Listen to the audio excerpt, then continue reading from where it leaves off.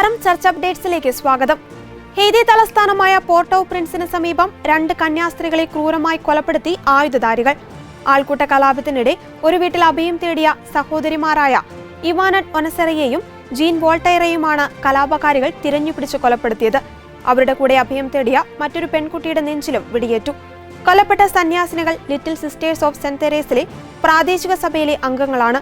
നഗരത്തിലെ ജയിൽ ആക്രമിച്ച ഗുണ്ടാസംഘം 500-ലധികം തടവുകാരെ മോചിപ്പിച്ചതോടെ നഗരം കൊള്ളക്കാരുടെ നിയന്ത്രണത്തിലാണ്.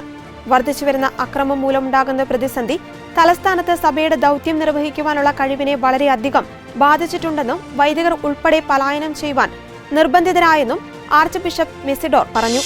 പ്രസിദ്ധ ഇറ്റാലിയൻ കത്തോലിക്ക മാസികയായ ചിവിൽത്ത കത്തോലിക്കയുടെ 175-ാം വാർഷിക ദിനമായ ഏപ്രിൽ 1-ന് സുവിശേഷത്തോട് ചേർന്ന നല്ല മാധ്യമ പ്രവർത്തനം തുടരുവാൻ ഫ്രാൻസിസ് പാപ്പ മാധ്യമപ്രവർത്തകരെ ഓർമ്മപ്പെടുത്തി.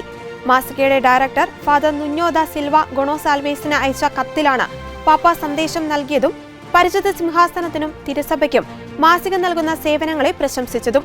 കഴിഞ്ഞ 175 വർഷങ്ങളിൽ ലോകത്തിലെ വിവിധ സംഭവങ്ങളെ വിശ്വാസത്തിന്റെ കണ്ണിലൂടെ വിലയിരുത്തുന്നതിൽ മാസിക നൽകിയ സംഭാവനകളെ പാപ്പ അനുസ്മരിച്ചു.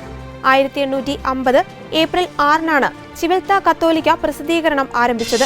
ഒന്നാം നിക്യ കൗൺസിലിന്റെ 1700-ാം വാർഷികത്തോടനുബന്ധിച്ച് ഏപ്രിൽ 3-ന് ചരിത്രരേഖ പുറത്തിറക്കി വത്തിക്കാൻ. 325-ൽ സിൽവെസ്റ്റർ 1-ാമൻ പാപ്പയാണ് ഒന്നാം നിക്യ കൗൺസിൽ വിളിച്ചു ചേർത്തത്.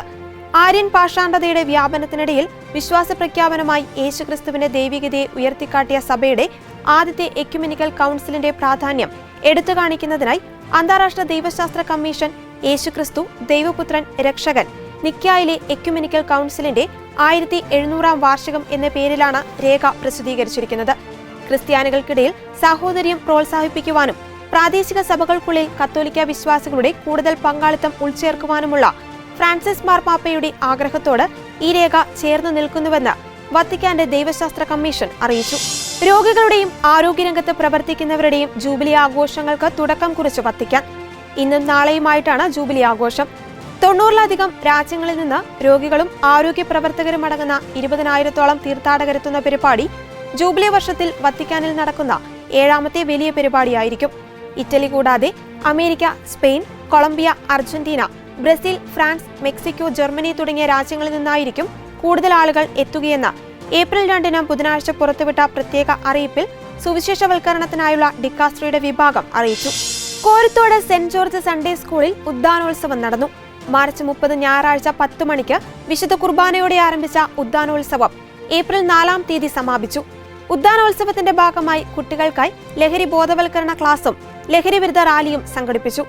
വികാരി ഫാദർ സക്രിയാസ് ഇല്ലക്കാമുറി, അസിസ്റ്റന്റ് വികാരി father Noel Kalappurakkal, Sunday school head master sister Lincy Alencherry എന്നിവർ ഉദ്ദാനോത്സവത്തിന് നേതൃത്വം നൽകി.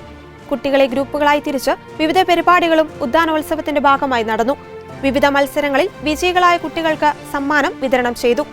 ഇതോടെ ചർച്ച അപ്ഡേറ്റ്സ് പൂർണ്ണമാകുന്നു. നന്ദി.